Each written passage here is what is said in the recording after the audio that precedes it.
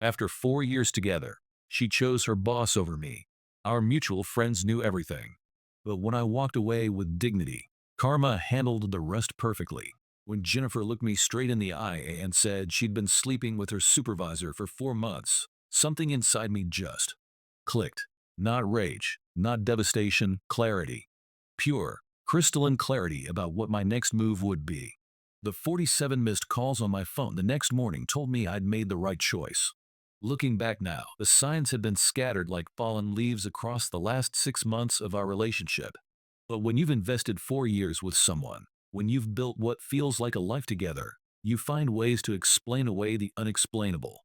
At least, that's the story I kept telling myself every time another red flag appeared. It began with the subtle shifts that seasoned relationships teach you to notice. Jennifer started working late with increasing frequency, which wasn't entirely unusual given her role as a marketing coordinator during campaign seasons. But then came the new fragrance I didn't recognize, something expensive, sophisticated, definitely not from our usual drugstore runs. Designer clothes began appearing in our shared closet, pieces I'd never seen her wear, still bearing the subtle creases of recent purchases. Most telling of all, her phone transformed from a casual communication device into something precious, guarded, never more than inches from her reach. I've never been the possessive type. 4 decades of life had taught me that trust forms the foundation of any meaningful relationship. But instinct is a powerful teacher, and mine was practically shouting warnings I wasn't ready to hear. The way she'd shift her body when texting, creating a physical barrier between us. How she'd step onto the balcony for calls, claiming work urgency, even at 9 in the evening. The sudden emergence of girls' nights with colleagues whose names had never graced our dinner conversations in 4 years together. The revelation came last Thursday while I was organizing our shared office space. Her phone, charging on the desk beside me, illuminated with a message notification from someone named Marcus. The preview read, "Missing you already. Last evening was incredible." Before the screen dimmed, but that fragment was enough to make my stomach plummet. I'm not someone who invades privacy, never have been, but the universe seemed determined to force this truth into the open. When she returned home that evening, I made a decision to address this directly. She was in our kitchen, preparing her usual post-workout protein smoothie, moving with that casual confidence that suggested nothing in her world had shifted. The sound of the blender filled our apartment as I leaned against the doorframe, watching her routine and gathering my courage. "Who's Marcus?" I asked once the mechanical whirring ceased. The transformation in her posture was immediate and telling. Her shoulders tensed, her grip on the glass tightened, but then something unexpected happened. Instead of defensiveness or denial, she smiled. Not her familiar, warm expression, but something cold and almost victorious. "Wondering when you'd finally connect the dots, David," she said, taking a deliberate sip from her glass. "Marcus is my supervisor, and yes, I've been intimate with him for the past 4 months." The casual delivery felt like physical impact. No remorse, no shame, just what seemed like pride in her revelation. "I needed someone with actual ambition," she continued, that same calculating smile playing on her lips. "Someone who understands drive and success, not someone who spends weekends playing basketball with Nathan and binge-watching documentaries." I stood there processing her words, 4 years of shared dreams, struggles, and what I thought was love, reduced to this dismissive assessment of my worth. Through the initial shock, something else emerged. Not anger, but an odd sense of liberation. Like finally understanding a puzzle that had been frustrating me for months. "Does Rebecca know?" I asked, thinking of our mutual friend who'd introduced us at that house party years ago. "Oh, she's been aware for weeks." Jennifer laughed, the sound harsh in our familiar kitchen. "Most of our circle knows. They understand that Marcus can offer a real future, not just comfortable mediocrity." That revelation stung more deeply than the infidelity itself. These people we'd shared holidays with, celebrated milestones alongside, trusted with our vulnerabilities, they'd all been witnesses to this betrayal, probably discussing it over drinks while I remained oblivious. I pulled out my phone and opened the group chat with Nathan and Rebecca. "Is this accurate? You both knew about this?" Nathan's response appeared quickly. "Man, you're a good guy, but Jennifer deserves someone more established." "Don't make this personal," Rebecca added. "We didn't want to cause pain, but maybe this is the wake-up call you needed." Looking up from my screen, I found Jennifer watching me with that same smug expression, clearly anticipating the emotional explosion she could later recount to her friends. Poor immature David, losing his composure again. Instead, I smiled. A genuine, peaceful smile that seemed to catch her completely off guard. Without another word, I walked to our bedroom and retrieved my emergency travel bag, always kept it packed for spontaneous weekend trips. Grabbed my laptop, my camera equipment, and my keys. When I passed through the kitchen again, Jennifer was staring, her confidence wavering slightly. "Where exactly are you going?" she demanded. "Out," I replied simply. "Jennifer, keep the apartment. I'm sure Marcus can assist with the rent." I heard her begin to say something as I closed the door behind me, but I didn't pause to listen. My phone was already buzzing with messages, probably from our so-called friends attempting to justify their silence. As I drove away, I turned off my phone and experienced something I hadn't expected: profound relief. Sometimes losing everything reveals exactly what you never truly possessed in the first place. I had no destination in mind, but for the first time in months, I felt like I was moving in the right direction. The week that followed brought revelations I never could have anticipated. I'd been staying at this modest inn on the town's outskirts, not luxurious, but clean and comfortable. The owner, an elderly gentleman named Frank, even reduced the weekly rate when he heard my circumstances. Sometimes kindness appears in unexpected places. I reactivated my phone after 3 days of digital silence to find 47 missed calls and 63 text messages. Most originated from Jennifer, some from Nathan and Rebecca, and several from unknown numbers. But what truly captured my attention were the social media notifications. Jennifer had been extraordinarily busy crafting her narrative. Her Instagram stories painted a picture I barely recognized. According to her posts, I was a controlling, paranoid boyfriend who monitored her every movement. She claimed I'd emotionally manipulated her for years, isolated her from friends, and responded with violent threats when she finally found the courage to stand up for herself. Each post garnered hundreds of sympathetic responses, including supportive comments from people I'd considered friends. The masterpiece was a tearful video where she accused me of financial abuse, claiming I'd forced her to split all expenses equally while hoarding my income. This was particularly rich considering she earned $15,000 more annually than I did and had insisted on that arrangement herself when we moved in together. Then came the message from Patricia, a colleague I'd known for years. "You should check your work email. Something's circulating about you in the office." Sure enough, there was a company-wide communication about maintaining a safe workplace environment, with thinly veiled references to recent concerning behaviors from certain employees. No names mentioned, but the timing was hardly coincidental. I should have felt anger, should have fought back with my own version of events. Instead, I found myself curious about how far she'd pushed this fabrication. The answer came yesterday when I stopped by our local coffee shop, the one place I assumed would be neutral territory since Jennifer had always criticized their coffee. I was wrong. The barista who'd always been friendly greeted me with obvious disdain. Later learned that Jennifer had become a regular there, sharing her survival story with anyone willing to listen. But life has its way of revealing truth when you least expect it. While collecting some belongings from storage, I encountered Diana, supposedly Jennifer's closest friend. She appeared nervous, glancing around as if afraid of being seen talking to me. "You need to be extremely careful," she whispered urgently. "Marcus isn't just her supervisor. His wife has serious connections, and Jennifer's been telling her you're unstable, potentially dangerous." "Why are you telling me this?" I asked. Diana's eyes darted nervously. "Because this isn't the first time. Before you, there was another man at work. Jennifer and Marcus used identical tactics against him. He eventually left town entirely. That conversation shifted everything. I spent the evening researching the legal records, social media histories, anything I could locate. The previous victim existed, Thomas, a graphic designer who'd completely vanished from social media around the time Jennifer started at the company. This morning brought a call from our landlord. Jennifer had attempted to remove my name from the lease, claiming I'd abandoned the property. When that failed, she told him I'd been making threats against her. Fortunately, his sister had experienced something similar years ago, so he called to warn me rather than simply evicting me.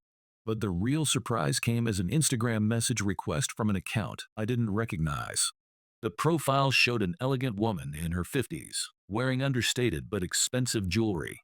The message was direct. I believe we should discuss my husband and your girlfriend. Coffee tomorrow? It was signed Mrs. M. I'm meeting her in 2 hours. Something tells me Jennifer's successful man story is about to become significantly more complicated. The fascinating part about watching Jennifer construct this elaborate web of deception, seeing our friends choose sides based solely on her narrative, it's actually liberating. Every malicious post, every manufactured tier, every manipulated story simply confirms what I'd already begun to understand. I'm not losing anything worth preserving. 3 weeks have passed since that coffee meeting with Mrs. Martinez, and the revelations have been staggering. She turned out to be more than just a betrayed wife. She was a former investigative journalist who'd been documenting patterns for months, not just regarding Jennifer and her husband, but an entire system of workplace manipulation at the company. Remember Thomas, the designer who'd left town? He wasn't the first casualty. Mrs. Martinez had traced at least 4 similar situations over the past 7 years, young employees becoming involved with her husband, then collaborating to eliminate anyone who might expose their activities. The difference this time was that Mrs. Martinez had decided to stop playing the silent, suffering spouse. She possessed evidence I couldn't have imagined: text message threads, falsified expense reports, even security footage from the company parking structure. But she wanted one final element: public exposure. That's where the annual company holiday party entered the picture. I hadn't planned to attend. Why would I subject myself to that environment?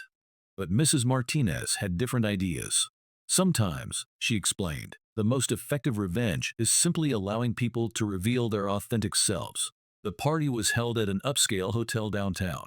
I arrived fashionably late, dressed better than I'd ever been for these corporate events. The expressions when I walked in were priceless. Jennifer nearly dropped her wine glass. Marcus's face cycled from crimson to pale so rapidly, I wondered if he might actually faint. But here's the beautiful part: I didn't need to orchestrate anything.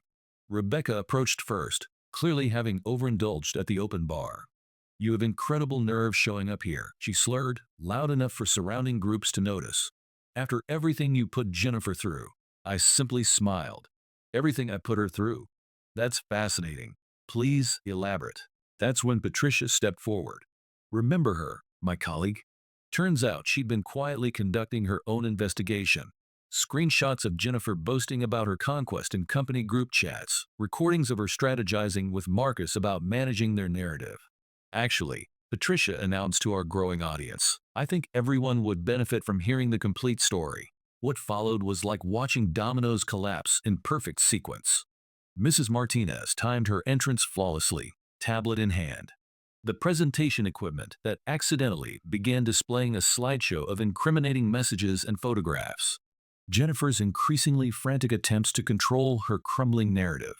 But the real entertainment came from Nathan, good old Nathan, who'd thrown me under the bus to advance his own career prospects.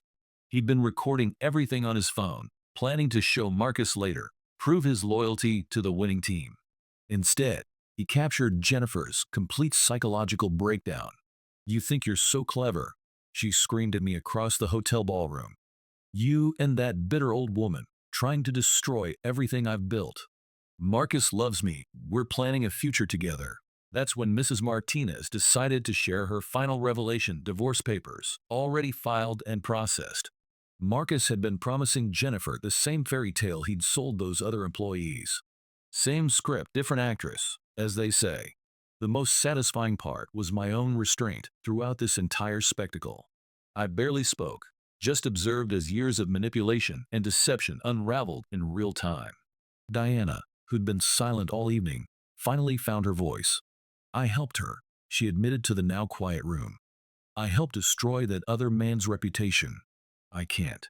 I won't be part of this anymore." By midnight, the party had effectively concluded. Jennifer had stormed out with mascara streaking down her cheeks. Marcus was locked in meetings with HR representatives, and those friends who'd been so quick to believe her stories couldn't maintain eye contact as I prepared to leave. As I was departing, Mrs. Martinez caught my arm. "Thank you," she said quietly, "for being the one who didn't run." I drove back to the inn feeling strangely peaceful. Frank was still awake, watching late-night television in the office.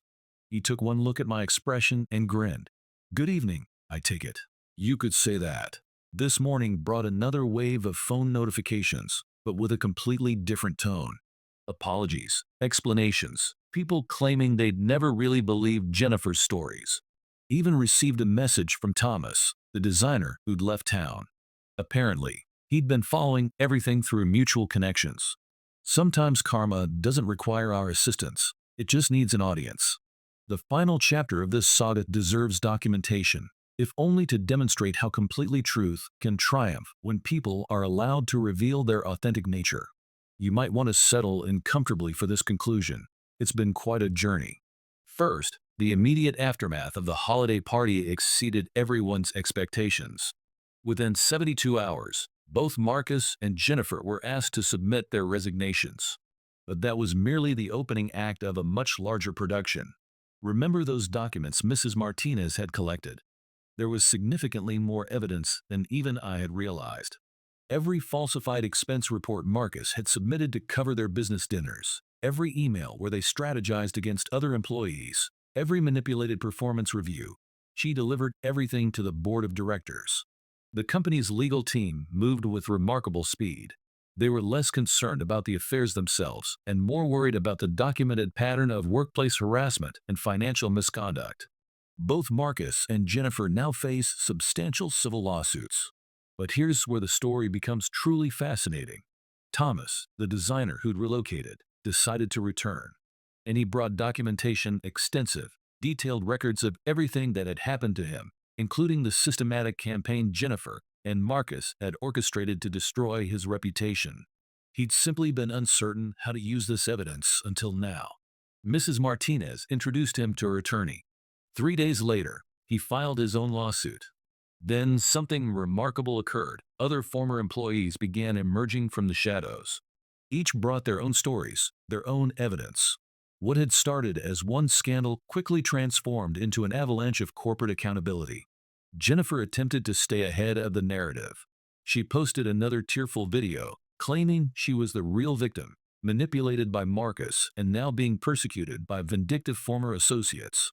That's when Diana finally discovered her courage. She published screenshots of their private conversations, the ones where Jennifer had bragged about her conquests and detailed her plans to destroy people's reputations. The ones where she'd mocked her victims with casual cruelty. Last week, Jennifer appeared at the inn. Frank, bless him, called me at work. That woman you mentioned is causing quite a disturbance in the parking area. I took my time driving back, found her perched on my car's hood, mascara smeared, clutching a manila envelope like some desperate peace offering. I have compromising information about everyone, she said, attempting to sound threatening despite her obvious desperation. If you don't help me stop this legal nightmare, I'll release everything. I actually laughed genuine amusement at the absurdity of her position. Go ahead. Burn every remaining bridge you have. See how that strategy works for you.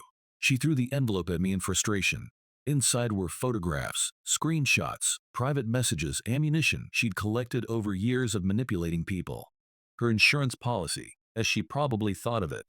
I photographed every single page while she watched, then handed the envelope back to her. Release whatever you want. But first, look around and see where your previous schemes have brought you. The thing about people like Jennifer, they cannot tolerate having their weapons turned against them. She tore up the envelope right there in the parking lot, screaming about how we'd all regret our actions. Someone recorded that meltdown too. It circulated on social media within hours. The final blow came yesterday. Mrs. Martinez's divorce was finalized, and she received everything: the house, the cars, most of their assets. Marcus's golden parachute from the company vanished into legal fees. His reputation destroyed. His future career prospects. Let's just say Google is not his friend anymore. As for Jennifer, last I heard she's moved back with her parents in another state. Her social media presence has gone completely dark. Those friends who sided with her so quickly, they're managing their own fallout now. Supporting the wrong side has consequences, as they're discovering firsthand. Nathan tried to apologize yesterday, sent this lengthy message about how he should have been a better friend. I simply replied with a screenshot of his old messages supporting Jennifer's narrative. He blocked me immediately. Some people never develop the capacity for genuine accountability. Rebecca is conducting damage control too, worried that those screenshots Jennifer had collected might affect her own career trajectory. I almost feel sympathy for her. Almost. As for me, I just signed a lease on a new apartment. Got a promotion at work too. Interesting how removing toxic influences improves everything else. And yes, I'm seeing someone new, taking it slowly, doing everything right this time. The most effective revenge isn't plotting or scheming, it's living well and allowing people to destroy themselves through their own choices. But I won't lie, watching it all collapse has been profoundly satisfying. This marks my final update on this situation. Thank you for following this journey. Remember, karma doesn't need your assistance. Sometimes you simply need to step back and let people reveal their true character. The universe has its own way of balancing the scales.